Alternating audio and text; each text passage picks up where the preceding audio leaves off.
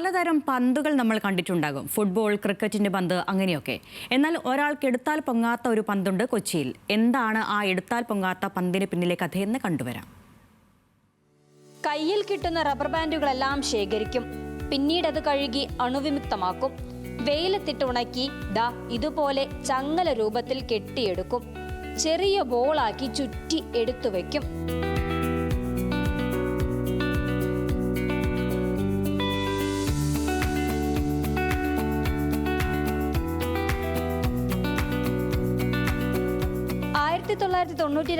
ആലുവ മുപ്പത്തടം സ്വദേശിയായ പി കൃഷ്ണൻ വിനോദത്തിന് മാത്രമായി നിർമ്മിച്ചു തുടങ്ങിയതാണ് റബ്ബർ ബാൻഡ് കൊണ്ടുള്ള പന്ത്.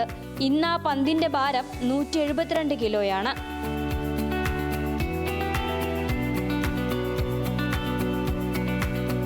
ഹിന്ദുസ്ഥാൻ ലാറ്റക്സിൽ ജോലി ചെയ്തിരുന്ന കാലത്ത് തുടങ്ങിയതാണ് പന്തുണ്ടാക്കാൻ.